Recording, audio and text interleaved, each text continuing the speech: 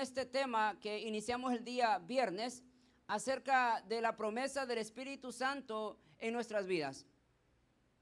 Y vamos a dar un medio repaso a donde lo dejamos el día viernes, porque es de suma importancia en la iglesia en la cual nos ha tocado a nosotros vivir.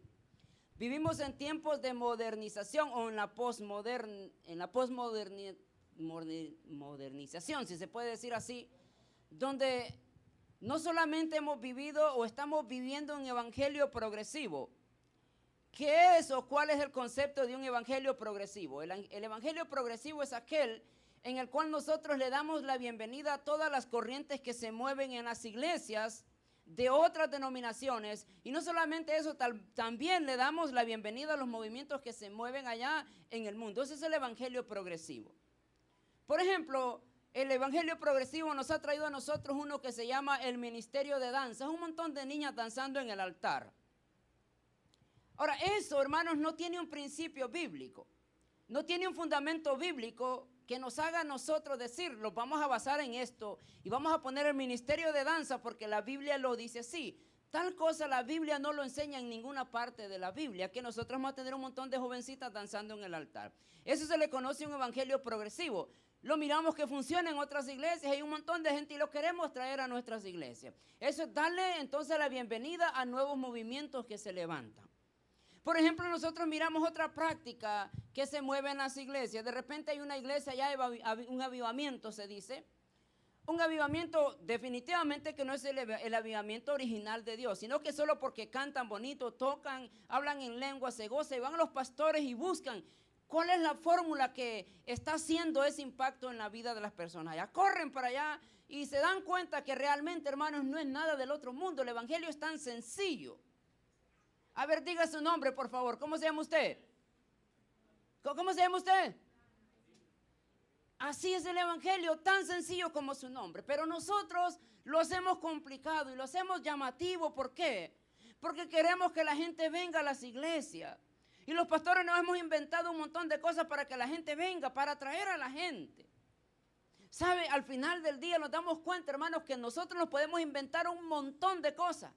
Podemos traer danzarinas a la iglesia, zumbadoras, porque así les digo yo, las zumbas que vienen aquí a cristianos a la iglesia, hombres danzando en las iglesias, pero si no hay un verdadero arrepentimiento, si no hay un verdadero encuentro con el Espíritu Santo, está quemando grasa nada más usted. Y para eso mejor pague el LA Fitness. Y yo lo llevo allá y le doy unas instrucciones de gratis para que usted se las lleve ahí. Vivir bajo la promesa del Espíritu Santo en nuestra vida, hermanos, es tan importante y lo hemos olvidado. La iglesia moderna ha olvidado este principio. Vivir entonces bajo la promesa del Espíritu Santo. Y voy a ir rápido porque este concepto ya lo miramos. Dijimos Lucas 24:49, dice: he aquí yo os enviaré la promesa de mi Padre sobre vosotros, pero quedaos aquí. ¿Cuántas iglesias se han quedado simplemente esperando? ¿Cuántas iglesias nos hemos quedado nosotros esperando la promesa pero sentados? Créanme que la promesa del Espíritu Santo y las promesas de Dios sobre nosotros no van a venir si usted y yo estamos matando moscas en el mercado. Jesús le dice a sus discípulos: quédense aquí, yo les voy a mandar la promesa de mi Padre, pero quédense aquí. Pero no solamente quédense, sino que en el quedarse hagan algo. En el quedarse busquen que hacer algo productivo. Y ahorita vamos a ver entonces qué significa la palabra quedaos. Entonces, ¿qué le pasó a esta cosa aquí? ¿Se apagó? Aquí va. Bueno, vamos a ver si funciona. Primera recomendación de Jesús entonces. Y la primera recomendación de Jesús es quedarse. La palabra quedarse es un verbo, correcto. Los que han estudiado gramática en español, ¿se acuerdan? Los que estudiaron cuando fueran a primero, segundo año, le decían el verbo quedarse. Tú te quedas, yo me quedo, vosotros os quedáis y todos los verbos que hay que se mencionan. Quedaos es un verbo indicativo. Hay verbo presente, pasado y futuro. Correcto. El verbo quedaos es un verbo indicativo. ¿Y qué es el verbo indicativo? El verbo indicativo no es pasado, ni presente, ni futuro, sino que es algo que usted va a hacer ya ahorita y lo va a continuar haciendo. En otras palabras, cuando Jesús le dice, quedaos, quédense buscando la presencia de Dios. Quédense adorando al Padre. Quédense esperando la promesa que yo les hice. ¿Cuántos de nosotros de repente hemos recibido una promesa de parte de Dios y se nos olvidó ya? Dios le dio algo a usted y en el camino, por las circunstancias de la vida, usted ya se le olvidó. Y ya no solamente se le olvidó, sino que ya no ora por esa promesa. ¿Por qué? Vive bajo un patrón y ese patrón es el mundo. Pero si nos vamos entonces al verbo indicativo, quiere decir que si yo recibí una promesa, yo voy a trabajar por esa promesa día y noche. Y no solamente voy a trabajar, sino que voy a accionar lo que a mí se me dio. Algo bien interesante, mi querido hermano. Cuando a Josué se le dio la orden que cruzara el Jordán, ellos se pararon enfrente del río. El Jordán estaba ahí, Egipto estaba al otro lado. Y dice la Biblia que Dios le dijo a Josué, camina. Y Josué puso los sacerdotes con el arca del pacto enfrente. Y empezaron a caminar. Y cuando ellos caminaban no pasaba nada. Pero dice que cuando el agua les llegaba por aquí así a los hombros, dice que el agua empezó a bajar. En otras palabras, si ellos se hubieran quedado en el río esperando a ver cuándo baja el agua, ahí estuvieran ahorita todavía esperando. Y nosotros así somos en la vida, estamos esperando a ver cuándo sucede lo que Dios me dijo. Pues ¿cómo va a suceder, papá? Si no trabajas, si no accionas, si no buscas. Jesús le dijo, quédense. Y en ese quedarse, ellos, dice la Biblia que se reunieron 120. Se reunieron 120 y se fueron a un lugar llamado el lugar alto, o el aposento alto, o un lugar cerca de Dios, como se podría decir. Y ellos empezaron a orar, empezaron a buscar y empezaron a ayunar. Dios te ha dado una promesa, no te quedes con esa promesa, empieza a buscar la promesa. Bueno, pero sigamos aquí entonces porque esto es muy largo el día de hoy. Mateo 3:11 dice, yo a la verdad os bautizo en agua para arrepentimiento. Pero dice, pero el que viene tras mí, cuyo calzado yo no soy digno de llevar, es más poderoso que yo. Él los bautizará en Espíritu Santo y fuego. Wow. Esta es una promesa de Dios y esta es una promesa para la iglesia. Ahora de repente usted tal vez nunca había escuchado este concepto del Espíritu Santo. Y es por lo mismo que yo lo quiero traer a usted en este momento, que usted entienda cuál es la importancia de vivir bajo el Espíritu Santo. Si nosotros hubiéramos vivido bajo la promesa del Espíritu Santo y bajo la guianza del Espíritu Santo, no hubiéramos cometido los errores que cometimos. Pero a nosotros nos dan otra idea.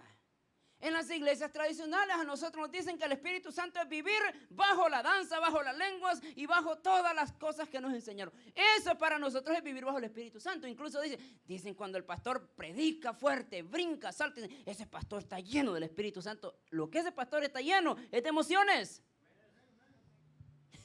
Cuando usted ve a un pastor que brinca, salta, ese no es unción del Espíritu Santo, ese es un hombre emocionalista. Porque brinca cuando hay 50, cuando hay 100, pero cuando hay uno, no salta. Y el hombre lleno del Espíritu Santo va a brincar cuando hay uno y cuando hay 1000. Vivimos bajo ese concepto. Y nosotros, no, el culto estuvo bueno y porque brincaron, danzaron, bailaron. No es mentira, eso es mentira.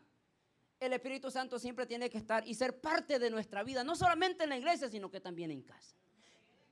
Juan dijo, tras de mí viene otro más que no solamente es más poderoso que yo, sino que también los bautizará en fuego. Y nosotros nos hemos olvidado vivir bajo ese concepto. ¿Por qué hay tantos cristianos el día de hoy fatalistas? ¿Por qué hay tantos cristianos que fracasó en la vida? ¿Por qué hay tantos cristianos que vienen a la iglesia y vienen a ver qué trae puesto aquel que viene a la par suyo? ¿Por qué hay tantos cristianos en las iglesias que todavía siguen amando al mundo? ¿Por qué hay tantos cristianos que vienen a la iglesia y no le importa qué sucede? Ahí se van a mover.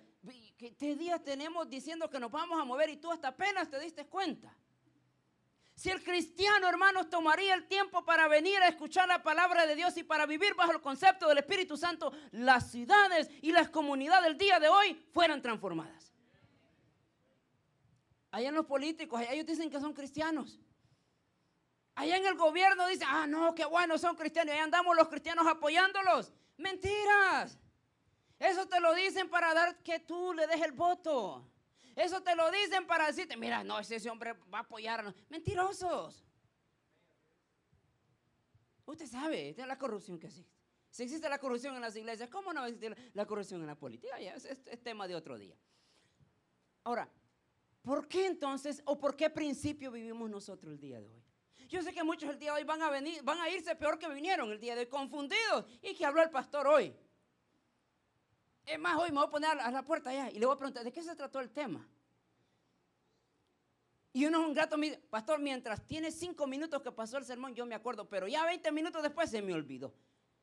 ¿Por qué no aprendemos nosotros los cristianos? Porque no nos gusta memorizar las cosas.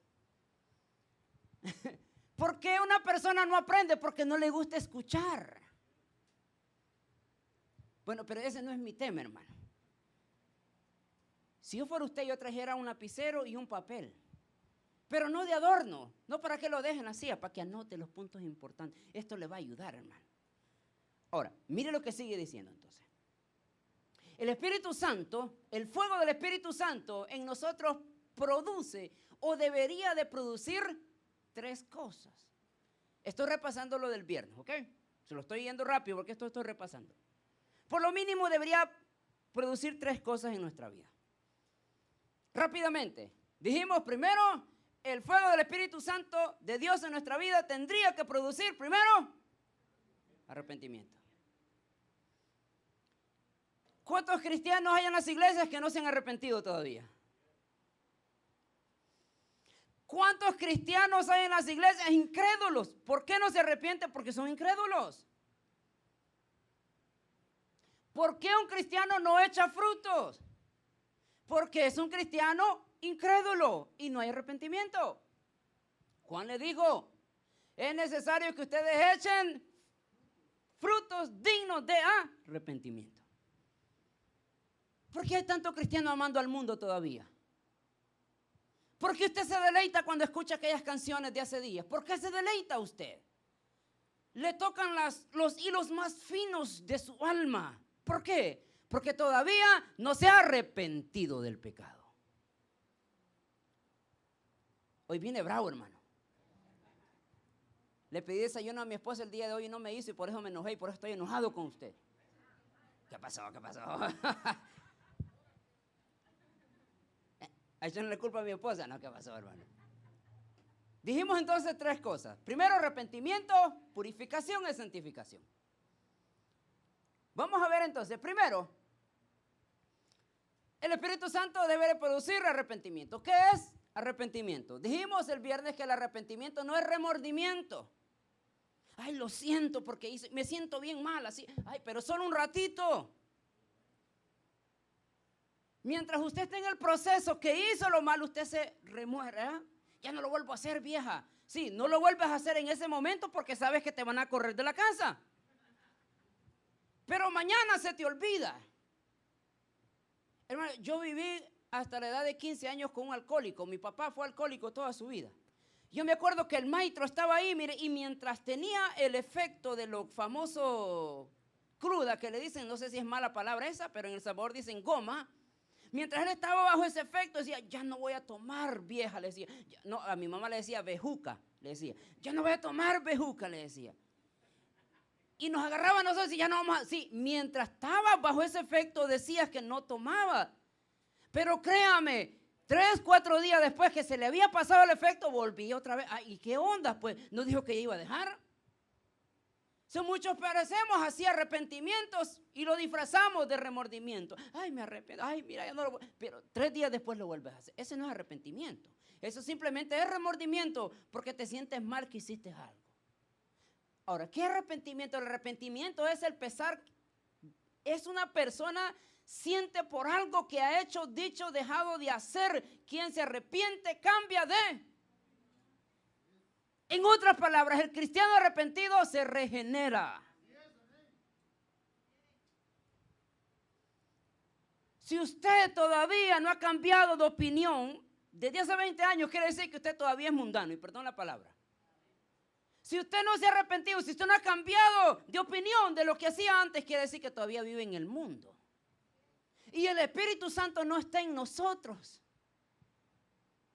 Le sigo, hermanos, porque ya lo veo bien raros así. Lo veo así como no, de verdad creo que la pastora hizo enojar al pastor. No, ay.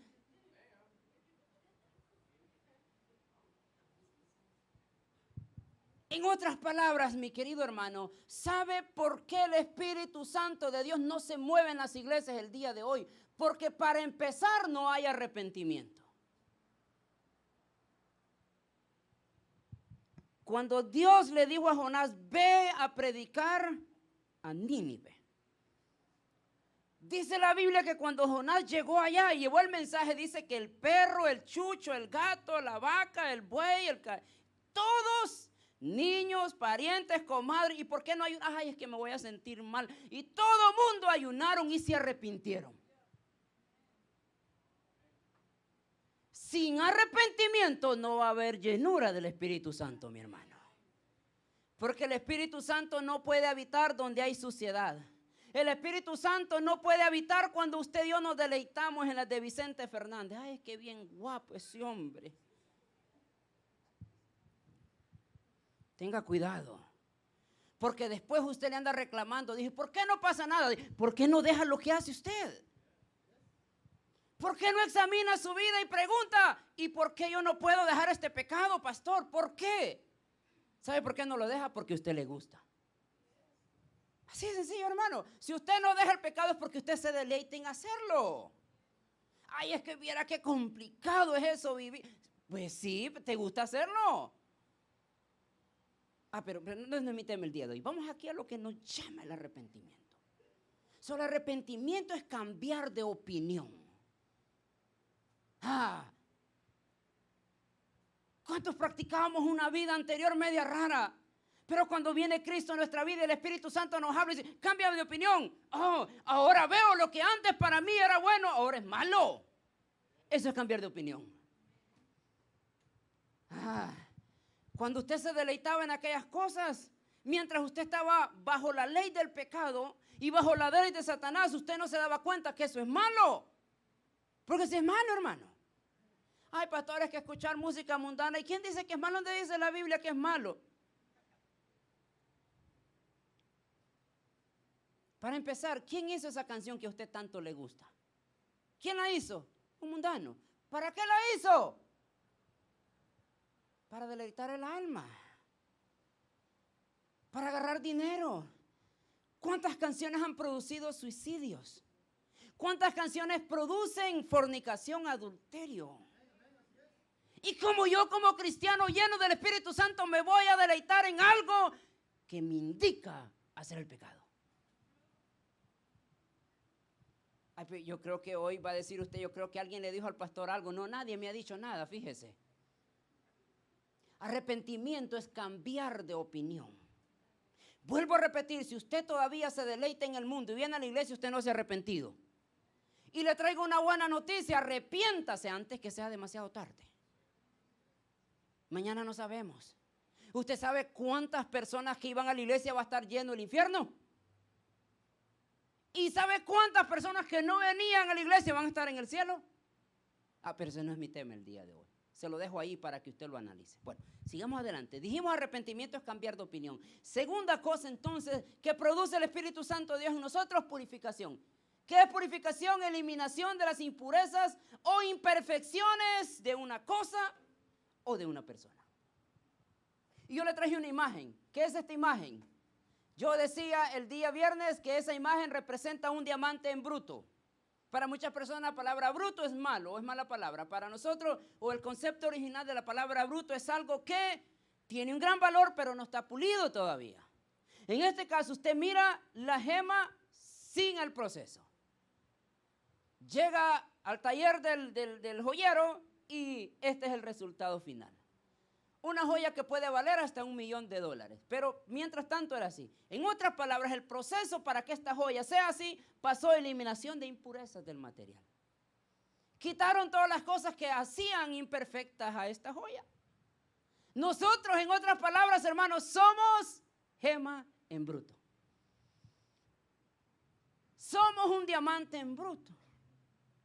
Y pasamos años y años tras años siendo un material en bruto, nada más.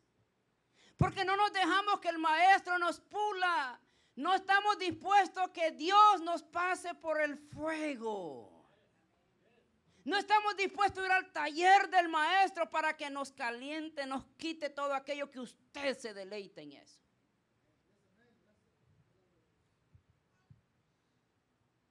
¿Cuántos dicen, ay Señor, te entrego todo, pero esto déjamelo todavía?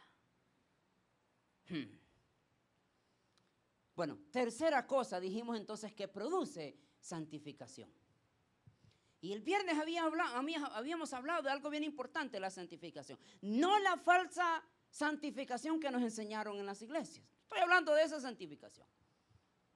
¿Cuál es la falsa santificación que nos enseñaron en la iglesia? Tienes que vestirte bien, tienes que portarte bien, no tienes que maquillarte, no tienes que dejarte crecer el pelo si eres hombre. Bueno, de hecho, sea de paso, hermano, todos los sacerdotes en el Antiguo Testamento, todos tenían pelo largo.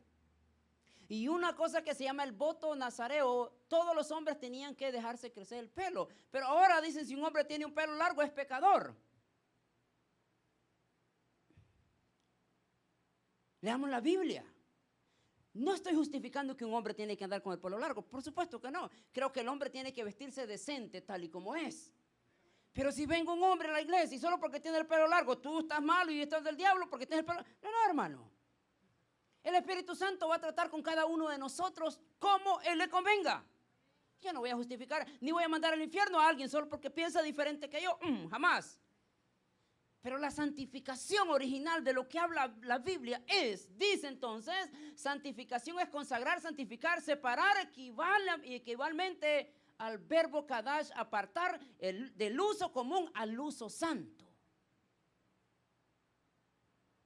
Eso es santificación. Y la santificación es un proceso en el cual yo me estoy purificando, santificando todos los días. Si yo antes gastaba mi tiempo en una cantina, ese es un uso común. Pero ahora mi tiempo, mi persona y todo lo que soy lo aparto para el reino de Dios, ya soy santificado. No por lo que yo hago, sino por lo que Dios hizo ya en mí. Ay, no. Nosotros agarramos un texto que dice, seguid la paz con todos y la santidad, porque sin eso nadie verá al Señor. Y nos hacemos una idea bien raras. Nos hacemos un concepto bien raro. ¿Qué es santidad? Santidad es mandar derecho todo el tiempo. Eso es santidad. Eso es ser religioso. Eso es ser un hipócrita. Eso es ser un fariseo y un saduceo. La santidad no se muestra como yo me corto el pelo. La santidad no se muestra como yo me visto. La santidad se muestra en lo interior. La santidad se demuestra cuando tengo que quedarme con la boca callada. Ahí se muestra la santidad. ¿Sabe cuántos hombres allá afuera exigiendo santidad andan? Y son adictos de la pornografía. 65% de hombres en las iglesias cristianas han visto o practican la pornografía. Pero el domingo aquí te dicen, no. ¿Así nos viene a la iglesia? No. Yo se acuerda, yo lo he contado como chiste.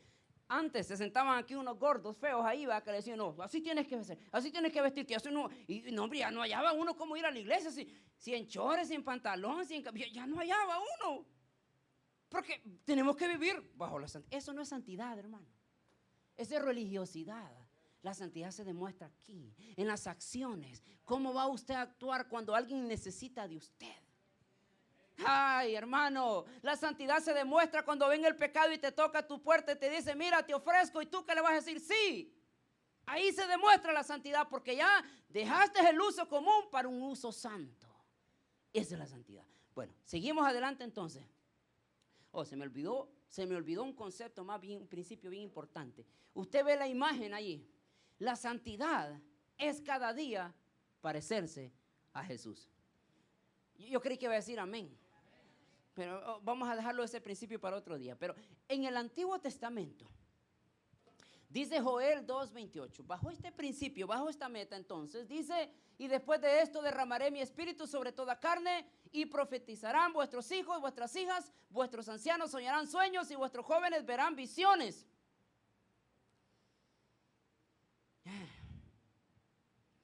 ¿Lo digo o no lo digo? Lo digo, estamos en familia. ¿Sabe cuántos jóvenes son marginados de las iglesias puritanas el día de hoy? Porque vienen de repente no de la manera que yo me he visto ni la manera que yo pienso y son marginados por eso. Y al momento de que nosotros los marginamos porque no piensan ni se visten como yo, estos jóvenes ya no vuelven a la iglesia y se van al mundo. Y allá los mira usted y andan diciendo, yo iba a la iglesia antes. Bueno, es más, si yo le hago la pregunta, ¿usted cuántos son cristianos desde jóvenes? Muchos me van a decir, sí, ¿y por qué se fue? Y me va a dar una gran historia. Porque muchas veces nosotros marginamos, pero en el Antiguo Testamento, hermanos, el Espíritu de Dios solo se movía en reyes, sacerdotes y profetas. Joel, que es uno de los profetas menores, a Dios le plació darle esta revelación. Y él dice, y en los postreros días, yo voy a derramar de mi espíritu. ¿Sabe cuál es la buena noticia ahí? Que usted y yo entramos en esa generación. Ahora no solamente el Espíritu Santo reposa en reyes, sacerdotes y profetas, ahora reposa y viene a todo aquel que le dice, heme aquí, Señor, aquí estoy. ¿Cuántos profetas desearan ver lo que nosotros vemos el día de hoy? ¿Cuántos reyes desearon sentir lo que nosotros sentimos el día de hoy? Bueno, si es que usted lo ha sentido alguna vez. Ahora, aquí es donde se va poniendo, creo que aquí nos quedamos el día viernes, aquí es donde se va poniendo este asunto mejor cada día. Juan 14:15, la promesa. Ya miramos cómo Jesús le dijo a sus discípulos, quédense y esperen. Ya miramos nosotros como Juan dijo, aquí viene detrás de mí alguien que es más poderoso, que lo va a bautizar en Espíritu Santo. Ya miramos nosotros la promesa que Dios le dio a Joel. En los últimos días va a ser derramado el Espíritu Santo sobre toda carne. Juan 14:15 dice, esta es la promesa. Si me amáis, guardad mis mandamientos. Bajo este principio, bajo el concepto del Espíritu Santo, Jesús está hablando y le está diciendo una encomienda o le está dando una orden a sus discípulos. Y todo discurso de Jesús empezaba con algo. Todo discurso de Jesús empezaba con alguna cosa que usted y yo necesitamos hacer para ver la gloria de Dios en nosotros. Y Jesús les dice, si ustedes me amáis, guardad mis mandamientos. ¿Ok? Y yo rogaré al Padre y os dará otro consolador. ¿Me van siguiendo? Otro consolador. Y dice, y sigue diciendo entonces, para que esté con vosotros para siempre. El Espíritu de verdad al cual el mundo no puede recibir porque no le ve. ¿Ok? Ni le conoce, pero vosotros le conocéis porque mora con vosotros y estará en vosotros. Aquí hay varias cosas, rápidamente porque el tiempo se nos va rápido, pero varios principios que le voy a dejar según este texto. Primero dice que si nosotros le amamos, guarden sus mandamientos. ¿Qué es guardar los mandamientos de Dios? Caminar en rectitud. Obedecer su palabra. Porque si usted obedece y camina en rectitud delante de Dios, entonces yo rogaré al Padre para que venga otro consolador. ¿Por qué a veces en nuestra vida nosotros sufrimos mucho? Muchos ingratos dicen, esa es mi cruz que me tocó llevar. Es mentira. ¿Por qué sufrimos? Porque primero no amamos a Dios. Segundo, no caminamos en rectitud. Y tercero, no creemos que el Espíritu Santo es nuestro consolador. ¿Van a mover momentos difíciles en nuestra vida? Sí. ¿Van a mover momentos de dolor y de quebranto? Sí. Pero por eso viene el consolador. ¿Y el qué es el consolador? Aquel que le trae consuelo y que le trae la verdad y que le dice a usted calmado, tranquilo, que todo estará bien. Y sigue diciendo el pasaje bíblico. A este el mundo no lo conoce. A él consolador, que es el Espíritu, que es la persona importante de Dios, no lo conocen. ¿Por qué? Primero, porque no creen en Él. Es por eso que yo le digo, tengamos cuidado cómo hablamos y cómo actuamos nosotros el día de hoy. ¿Por qué usted no siente a Dios? Porque yo estoy al 100% seguro que Dios está aquí desde el principio hasta el final. Pero ¿por qué nosotros no lo sentimos? Porque para empezar, no creemos. Y segundo, todavía estamos en un pie allá y otro pie en la iglesia. Eso no lo quería decir, hermano, porque se oyó muy feo. Pero nosotros somos de esos así. Mañana volvemos al mundo y nos deleitamos en el mundo. El miércoles me bajo un poquito ahí la intensidad y me voy a la iglesia. El viernes más o menos y el domingo sí, ahora sí, agarro el traje de cristiano, me lo pongo, voy a la iglesia a decir gloria a Dios, aleluya y a criticar a los que te vienen enfrente. En otras palabras, si tú no tienes esa convicción es que todavía estás viviendo bajo los principios del mundo. Si a ti algo no te convence que lo que estás haciendo es malo, quiere decir que el Espíritu Santo de Dios no te ha llenado en totalidad. Ay, hermano, qué bonito este principio. Y qué bueno que Dios nos habla hasta el día de hoy, que nos dice y nos habla. Y porque nos ama, nos habla. Y nos dice, apártense de los malos caminos, para que ustedes puedan llegar al conocimiento completo o vivir bajo la plenitud de Jesús. Ahora, dice, y el mundo dice, no le ve. ¿Y por qué no lo ve? Porque no lo conoce.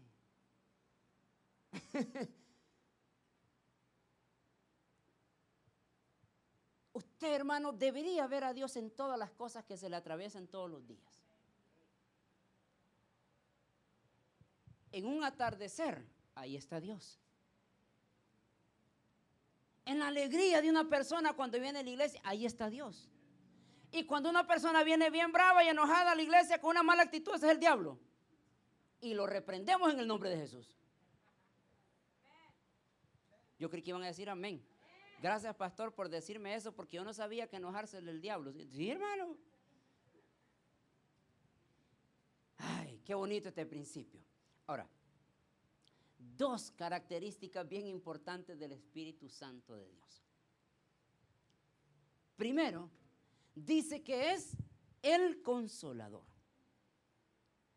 En la teología cristiana, el Espíritu Santo o expresiones equivalentes, ¿cómo son tres en otros espíritus de Dios? Espíritu de verdad o paracleto, como se le conoce también. ¿Y qué es el paracleto? El paracleto es aquel que está a la par tuyo. Aquel que te ayuda a sobrellevar las cosas. Pero también aquel que está a la par de nosotros cuando nosotros decidimos tomar malas decisiones en nuestra vida. Wow, hay una expresión en la Biblia pero tan triste, hermanos. Bueno, en dos ocasiones, bueno, hay varias, pero le voy a mencionar dos. Cuando Sansón había cometido pecado, le había revelado todo a aquella mujer llamada Dalila. Pícara esta mujer, ¿verdad que sí? Reprendemos todo espíritu de picardía en las iglesias. Y también en las mujeres y los hombres. A las iglesias no se viene a buscar mujer ni a buscar hombres. A la iglesia viene a adorar a Dios. Y si Dios le da una mujer y un hombre, gloria a Dios. Y dice que cuando se levantó Sansón, él no se había dado cuenta que el espíritu ya lo había abandonado. Wow. Man. Sansón se levantó tirando patadas de ahogado pensando que iba a ser como antes. Pero dice, pero Sansón no se había dado cuenta que el Espíritu de Dios ya lo había abandonado. Wow. Y esa fue la ruina de Sansón. En otra ocasión, estando el pueblo de Israel en el desierto, en el tabernáculo, una de las cosas más importantes que nosotros vemos en el pueblo de Israel es que eran tercos de mente. De hecho, la Biblia les dice que son duros de servir o duros de servir. Gente cerrada y cuadrada en todo el sentido de la palabra. Donde Moisés les hablaba, donde ellos miraban los milagros. El mar se les abrió en dos. Dios les mandaba comida en las noches y en las mañanas. Dios les mandó agua por una roca que Moisés golpeó. Ellos miraron los milagros, pero eran tercos. Eran cuadrados y no aceptaban otra idea más. Como nosotros el día de hoy. Nos pasa lo mismo. Es que así es la vida en el Evangelio. Ok, pues ahí quédate. Porque decís que así se vive la vida en el Evangelio, pero no dejas el pecado. Los que yo en la iglesia, ¿por qué le hacen así? ¿Por qué cantan? ¿Por qué se visten? Quédate así, pues. Cerrados de la mente, con una idea errónea. Y dice la Biblia que cuando estos se apartaban de Dios, dice que una de las ocasiones, dice que la nube de Jehová se apartó del tabernáculo. ¡Wow! Y al apartarse la nube del tabernáculo de Dios, los enemigos vinieron y oprimieron al pueblo una vez más. ¿Sabe por qué a nosotros nos va mal en la vida? Tú piensas que te va bien en la vida, pero es mentira. Los sufrimientos que pasas el día de hoy son causas, son consecuencias de tus malas acciones. Y no me digas que tener una vida así es bueno. No, no, hermano. ¿Por qué nos va mal en la vida con un hombre y se casa con otra? Este va a salir mejor. Aquel era panzón, este flaco, me va a salir bien. Dice el dicho por ahí, hermano, el mismo diablo en diferente infierno.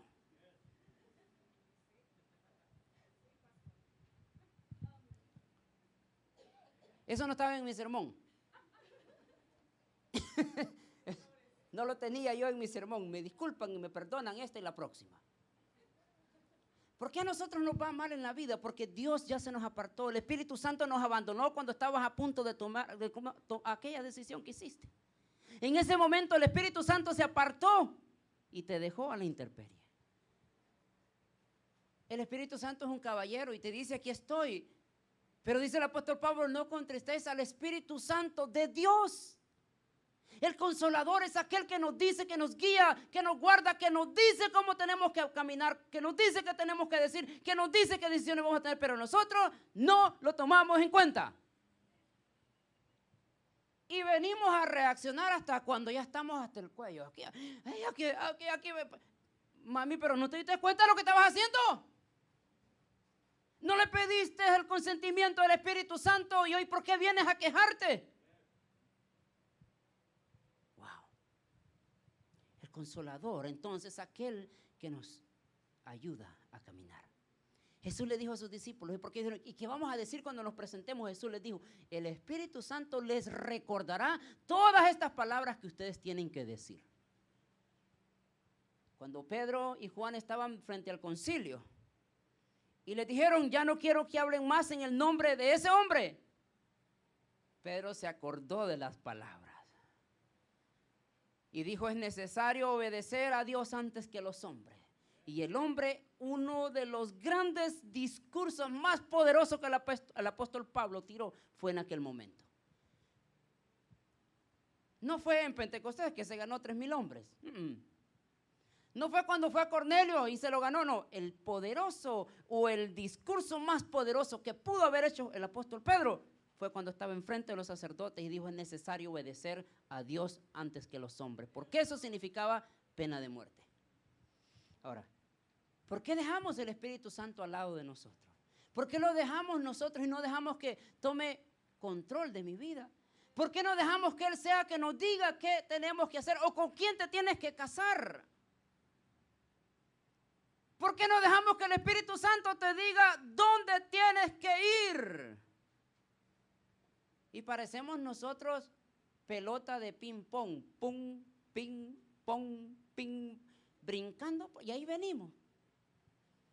Hasta que nos damos cuenta que nosotros no echamos en cuenta al Espíritu Santo de Dios.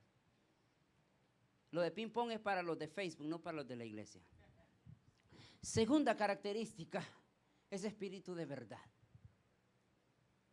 Dijimos que el espíritu, el consolador. Y segundo, el espíritu de verdad. ¿Qué es el espíritu de verdad? En la escritura es la verdad, se presenta y se enuncia en modo diverso. La verdad de las expresiones bíblicas consiste en la correspondencia. Y la verdad es aquello que no se ajusta a. En otras palabras, hermanos, el Espíritu Santo te dice o te tiene que decir qué tipo de personas o qué tipo de cristiano eres tú. El cristiano que se mueve bajo el Espíritu Santo no cambia de color y no cambia de opinión y no cambia de actitud según el lugar donde se encuentra. El Espíritu de verdad. Aunque caigas mal, hermano. Aunque no seas compatible con tus amigos, mantén tu carácter, mantén tu opinión. Porque ¿cuántos cristianos con los amigos se vuelven mundanos?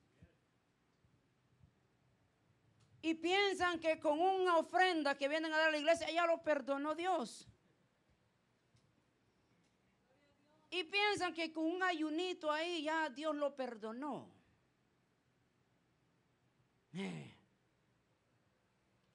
¿Cuánta gente allá afuera, hermano, actúa como mundano y es cristiano? Y te queda bien, y usted va a la iglesia. Si no hubiera, voy a la iglesia. Okay. Imagínese, si así es usted, ¿cómo será el pastor?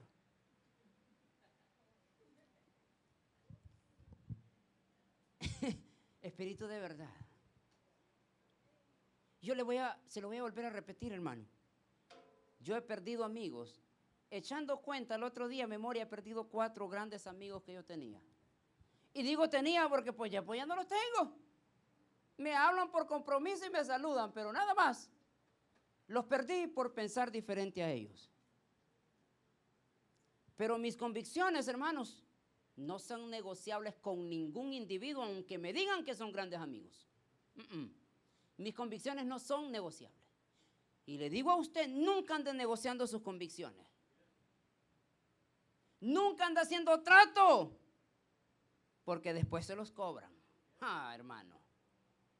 ¿Sabe cuánta gente sinvergüenza allá afuera exigiéndole favores a usted y después se los cobran? Y el diablo es así, son muy buenos.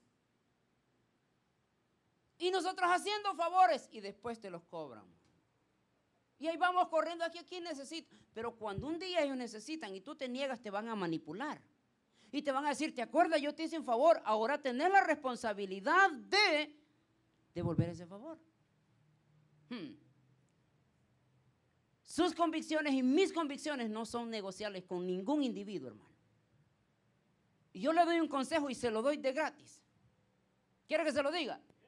Si usted mañana necesita un favor de alguien, dígale estas palabras. Mira, compa, o mire, brother, como usted lo diga.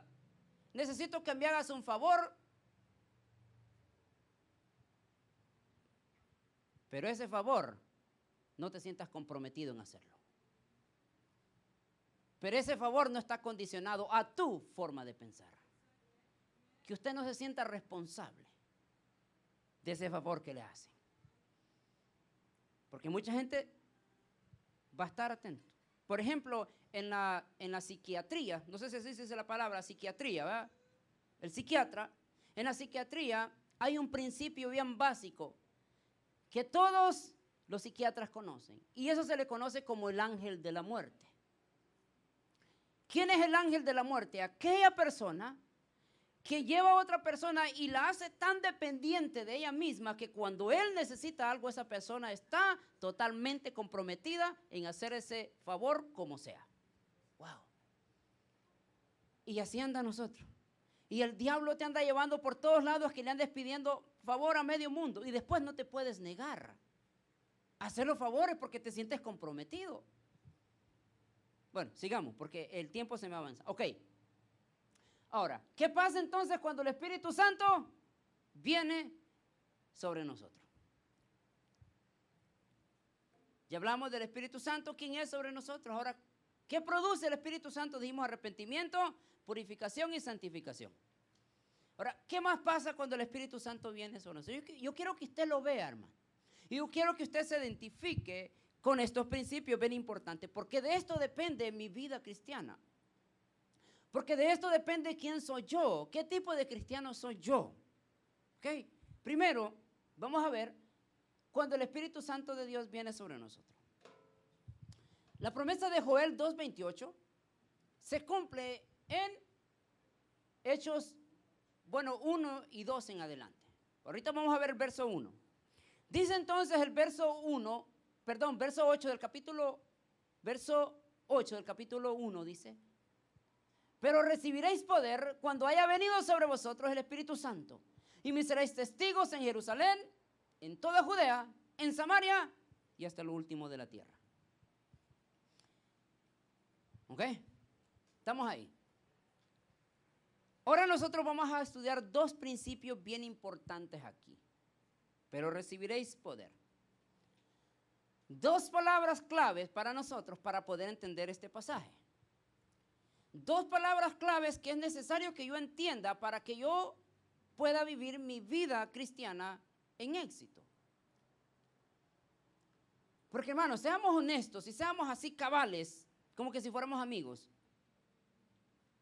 Ya llevamos nosotros 3, 4 años en el Evangelio y no damos frutos. Sino que al contrario, no se echa de ver que yo voy a la iglesia.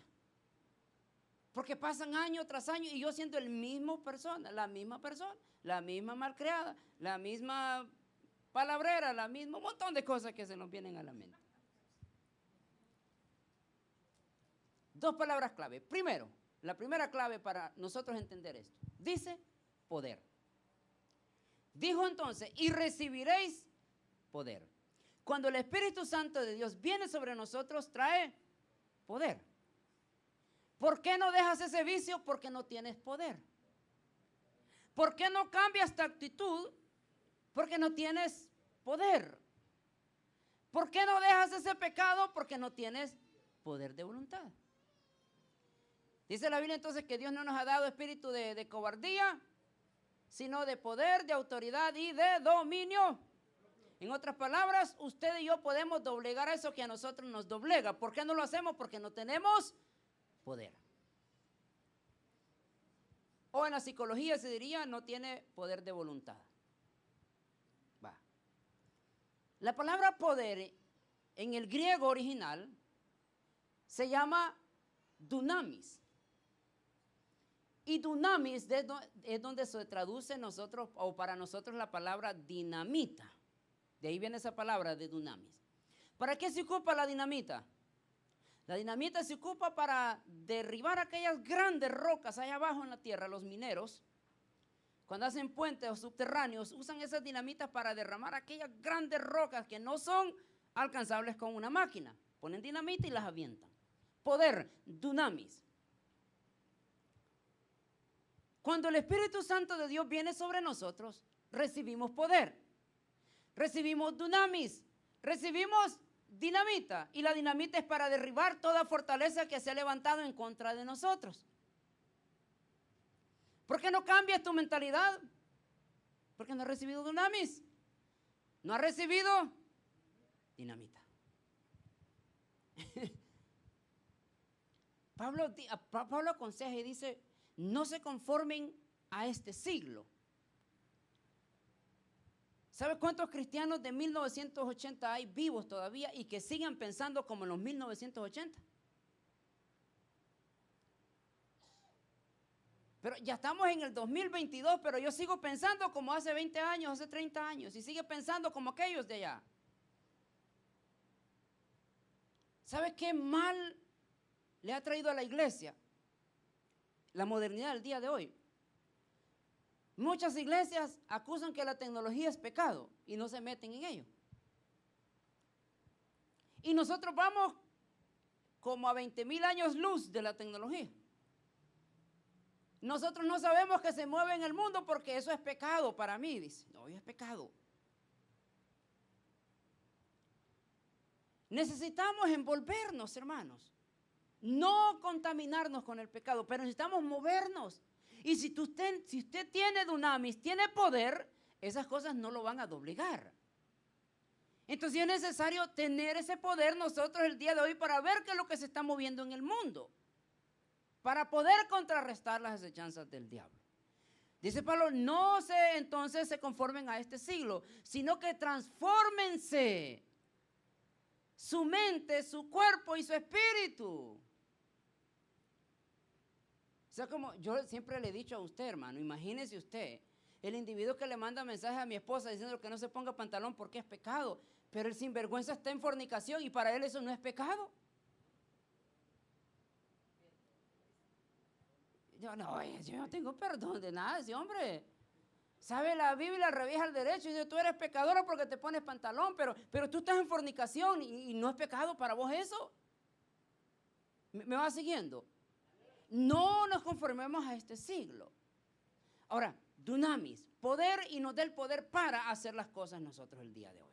Segunda característica o segunda cosa para poder entender aquí es la palabra testigo. ¿Qué es la palabra testigo? Testigo es lo que se le conoce como una persona que estuvo en el lugar de los hechos. La persona que miró todo, el ojo ocular que miró, ese es el testigo. Le dice, recibiréis poder para que me sean testigos. La palabra testigos de su original griego se traduce como mártir o martureo. Y es donde nosotros agarramos la palabra mártir que nosotros conocemos el día de hoy. En otras palabras, cuando nosotros recibimos el dunamis, el poder del Espíritu Santo sobre nosotros, nos da la capacidad a nosotros para ser testigos, para ser mártir. Y no necesariamente de morir por el Evangelio, sino de estar enfrente de aquellas personas que te van a criticar. Usted, hermano, ¿no ha escuchado esas grandes historias de telenovela que se escuchan en las cristianas el día de hoy? La cristiana caída se dice, sí le vamos a poner a esa novela, la cristiana caída. Pero yo más bien dicho así, la cristiana que la votaron, la cristiana votada de la iglesia. Y esta mujer va caminando en la vida cristiana con principios cristianos y se encuentra con un mundano allá afuera, católico. Se gustaron y todo. Y tienen una controversia todos los días porque ella defiende sus principios.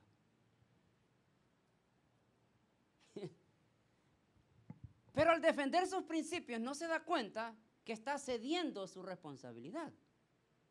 ¿Por qué? Porque se está acostando primero con un mundano.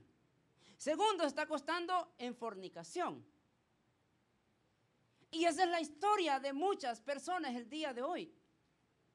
No pueden decir, ¿sabes qué? Yo me voy a sujetar al Espíritu Santo y voy a ser testigo. Voy a ser mártir. Voy a agarrar el poder del Espíritu Santo y me voy a sostener.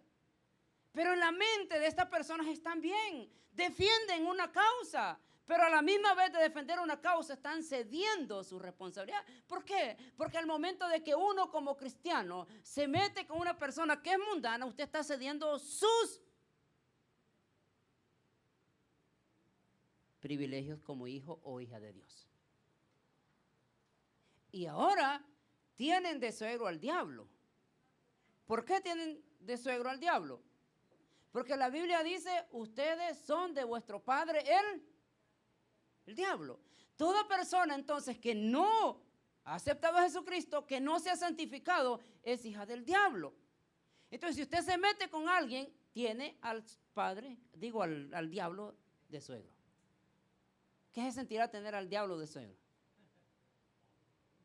Ay, que Dios reprenda, ni lo quiero saber, ni imaginarme lo quiero. Si tenerlo de enemigo de lejos es difícil, ya no digamos viviendo en la misma casa. Uy.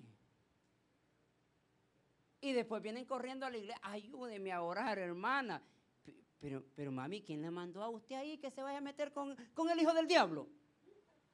Cuando vienen unas grandes revolcadas a su casa y van corriendo. Pero Pero hermana, ¿y quién le dijo a usted pues que se metiera a la cueva del diablo si usted ya sabía eso?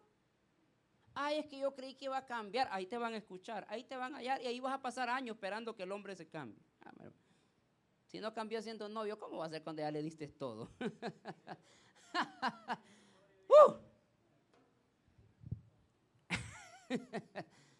Ya veo muchos ahí que están mirando. Ya casi terminamos, hermano. Ya, deme unos minutos más.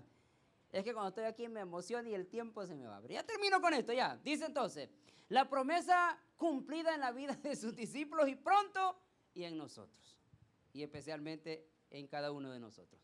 La promesa, Hechos 2:1 dice, cuando llegó el día de Pentecostés estaban todos unánimes juntos. ¿Por qué no vemos nosotros un mover del Espíritu Santo en las iglesias? Estoy hablando del concepto original. ¿Por qué? Porque para empezar no estamos unánimes. Tú crees hablar en lengua, yo no creo hablar en lenguas. Tú crees en ponerse pantalón, yo no creo. Y ahí empezamos nosotros la iglesia dividiéndose mientras el diablo está tomando ventaja de todas aquellas personas que están peleando por tonteras. Literalmente. ¿Y qué te interesa si yo no creo hablar en lenguas? Si a mí lo que me salva es creer en Jesucristo y arrepentimiento de mis pecados. Pero ahí estoy peleando yo por locura y se hacen enemigos. Pero el domingo, ay, Espíritu Santo, ven sobre mí, mire, Espíritu Santo. Acabas de estar diciéndole a aquel, mira, vos no crees esto, vos no el otro, y así andás. Pero querés entonces apantallar a Dios, ven Espíritu Santo, mentiroso, religioso.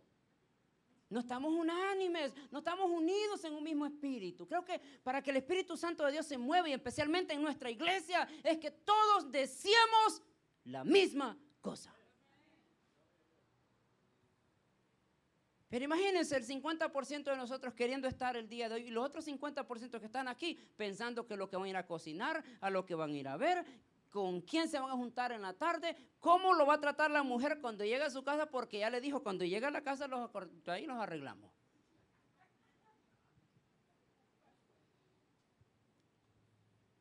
Dice entonces que estaban unánimes y no solamente estaban unánimes, estaban juntos. Estaban juntos, casi termino, hermano. Y de repente vino del cielo un estruendo como de un viento recio que soplaba, el cual llenó toda la casa donde estaban sentados. Y se le aparecieron lenguas repartidas como de fuego, asentándose sobre cada uno de ellos. Fueron todos llenos del Espíritu Santo y se comenzaron a hablar en otras lenguas según el Espíritu les daba que hablasen. Este principio de las lenguas lo vamos a estudiar otro día porque tiene una explicación más profunda, pero ahorita solo les voy a decir algo. Las lenguas que se hablaron en Pentecostés no fueron sonidos raros. Las lenguas que se hablaron en Pentecostés fueron lenguas que fueron entendibles para aquellos que estaban en aquel lugar. En otras palabras, los medos persas entendieron que había alguien ahí que estaba hablando su propio lenguaje. Había un egipcio ahí que entendió lo que ahí se estaba hablando porque el Espíritu Santo les dio para que hablaran y transmitieran un mensaje a la lengua entendible de alguien. Me atrevo a pensar, hermano, y a decir, y creo que sin temor a equivocarme, creo que en las iglesias, y muchas de las iglesias el día de hoy se hablan lenguas y esas lenguas son aprendidas o lenguas manipuladas. Y se ponen los pastores, habla tus lenguas, y aquel individuo termina hablando alguna lengua inventada porque aquel sinvergüenza le está diciendo, habla tus lenguas, y no porque el Espíritu Santo le decía, tienes que hablar esto. O sea, por lo mínimo, hermano, yo me acuerdo un concierto, yo no le voy a decir el nombre de este hombre porque yo sé que usted lo va a ir a buscar y va a tener un mal concepto. Pero quiero que siga pensando lo que usted piensa hasta el día de hoy. Pero fuimos a un concierto de él y la gente estaba así bien apática, así. Y él ya como para terminar, voy a cantar la última canción con la condición que usted hable en lenguas. Y bueno, ¿y este tipo desde cuándo a mí me va a decir que yo tengo que hablar en lenguas? Y así andamos nosotros, dicen, habla tus lenguas, di tus lenguas, suéltalas. Y al final la gente termina hablando en lenguas porque aquel le dijo, no porque el Espíritu Santo de Dios le dijo, habla en lenguas. Wow. En esos grandes errores estamos nosotros en la iglesia el día de hoy. Y pensamos o pretendemos que el Espíritu Santo de Dios se va a mover. No, hermano. yo no estoy en contra de que usted hable lenguas. Hablen lenguas. Pablo dijo, si es una persona que habla más en lenguas, soy yo más que ustedes, le dijo a aquellos de Corintio. Hablen. Denle, no hay problema, pero asegúrese que lo que usted habla es dirigido por el Espíritu Santo, no solamente para edificar a la iglesia, sino para edificarse a usted mismo.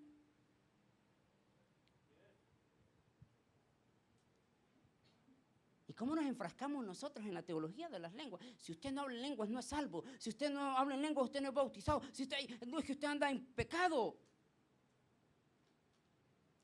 La Biblia sí dice que una de las cosas que produce el bautizo del Espíritu Santo es hablar en otras lenguas. Pero es el Espíritu Santo de Dios que le dice qué es lo que tiene que hablar.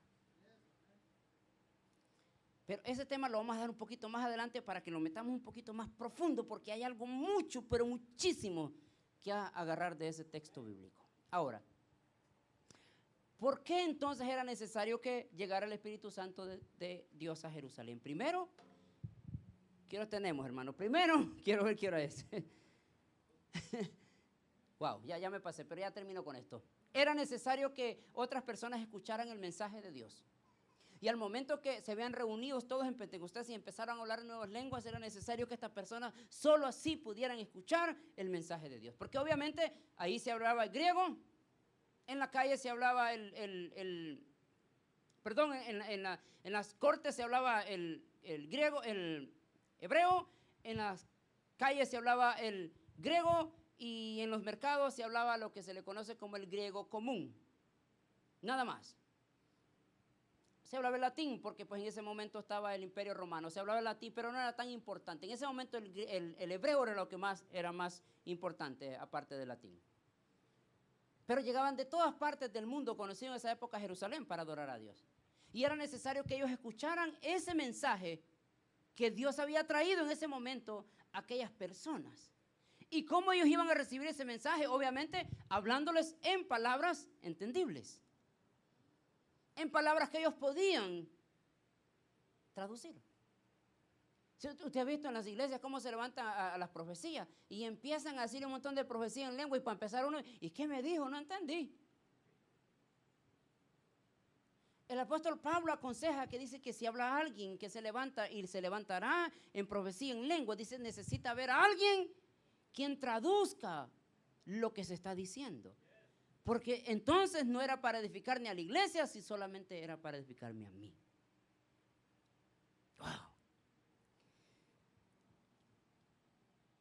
Era necesario que estos escucharan el mensaje.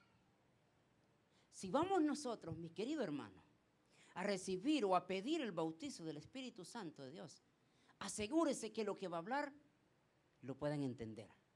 Rápidamente, porque el tiempo ya se me avanzó, pero no quiero terminar con este principio. Ya con esta y la última termino. Entonces, número 2, recibir autoridad. Cuando el cristiano recibe el bautizo del Espíritu Santo, recibe la llenura del Espíritu Santo, recibe autoridad. Y la autoridad, ¿qué es la autoridad? Aquello que le da poder a usted de hollar serpientes y escorpiones y no les harán daño. Aquellos que se van a parar enfrente de los demonios y decir, en el nombre de Jesús te levantas, te vas, corres, pero te paras porque tú tienes autoridad. En una ocasión 2 hombres andaban ahí haciendo un montón de show, parapetos allá en el libro de los Hechos, y se acercaron a un endemoniado. ¿Usted se recuerda? ¿Lo ha visto? Y quisieron imponerle mano y aquel hombre, el endemoniado, se levantó y dijo, mira. Y si era chapín, ¿cómo le hubiera dicho? Mira vos. Y si era salvadoreño, mira vos. Yo sé quién es Pedro y sé quién es Pablo. E incluso yo sé quién es Jesús. Pero a ustedes, ni siquiera en la sopa de frijoles los he visto. Bueno, no habían frijoles, no sé si comían frijoles en esa época. Pero ni siquiera en la sopa de frijoles los he visto. Y le dio una tremenda paliza a aquellos, dice que salieron desnudos. Así dice la Biblia. Imagínense nosotros ahora, queriendo pretender sacar demonios. Te va a dar una, hermano, que cuidado. No te andes metiendo donde no te llaman. Como dice el dicho, calladito te miras más bonito. Encerradito te vas a evitar muchos problemas. Ya. Seguimos el domingo, hermano, porque el tiempo no me alcanzó y todavía hay muchos principios bien importantes. 3 cosas y con esto termino. 3 consejos para nuestra vida el día de hoy, como iglesia pentecostal. No me malinterprete, hermano, yo creo hablar en lenguas. Yo hablo en lenguas. Soy pentecostal, soy 100% pentecostal. Creo en el mover del Espíritu Santo de Dios en nuestras iglesias. Lo que sí yo no creo es en el desorden y en la manipulación que se levantan en las iglesias el día de hoy. Eso sí yo no lo creo. Bueno, porque no es, para empezar, no es bíblico. Manipula solo el diablo. ¿Okay? Si usted conoce a un pastor que manipula la palabra para sacarle pisto a usted, quiere decir que ese es del diablo. 3 consejos. Primero, si estás luchando tus batallas con tus propias fuerzas, dale control al Espíritu Santo. ¿Y qué es luchar mis batallas con nuestras propias fuerzas? Querer usted solucionar las cosas con sus propias manos. Yo lo tengo bajo control. Mentiras. No lo tienes bajo control. Porque para empezar, eso que has luchado por tantos años y que tú dices que lo tienes bajo control, te ha dominado y te sigue dominando y te sigue trayendo consecuencias hasta el día de hoy. Número 2, pasemos de lo natural a lo sobrenatural en nuestra relación con el Espíritu Santo. ¿Qué es estar bajo lo natural? Lo que nosotros acostumbramos. La oración del torero. Pum, pum, pum y vámonos. Amén. ¿Qué es lo natural? Venir a la iglesia cuando hay servicio. Eso es lo natural. Buscar de Dios solo cuando tienes tiempo, cuando puedes. Eso es lo natural. Pero vivir bajo lo sobrenatural, que es lo que va a producir la llenura del Espíritu Santo, es aquello que haces cuando no te lo piden. Por ejemplo, yo le digo a usted, se lo anuncio desde ahorita, ya es la segunda vez que lo he anunciado, prontamente nosotros vamos a tener 7 días aquí en la iglesia, que vamos a abrir la iglesia 24 horas del día. Líderes, prepárese porque le va a tocar un turno, no se me va a escapar. Un turno de 12 horas. Aquí vamos a tener la iglesia abierta, con alabanzas y oración. Y todos los días en la noche vamos a invitar un predicador lleno del Espíritu Santo que nos dé una palabra. Eso viene pronto. Porque nosotros no estamos acostumbrados a nomás a ir cuando me toca. Esforzarse. Eso es vivir bajo lo sobrenatural. Hacer lo que no te piden, hacer lo que no te gusta hacer. Tercero, y con esta me despido, si has pedido el bautizo del Espíritu Santo, pídelo. O si no lo has pedido todavía, pídelo. Pide el bautizo del Espíritu Santo. Métete a tu cuarto. Enciérrate ahí donde estás y dile: Señor, yo quiero experimentar el Espíritu Santo fuerte en mi vida. Quiero que me enseñes a hablar en otras lenguas. Quiero saber qué es vivir bajo lo divino.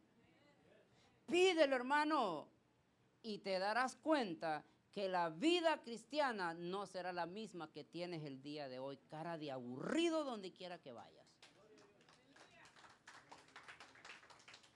Bueno, nos ponemos de pie, hermano, serían tantas cosas que hablar, pero bueno, el tiempo se me ha terminado.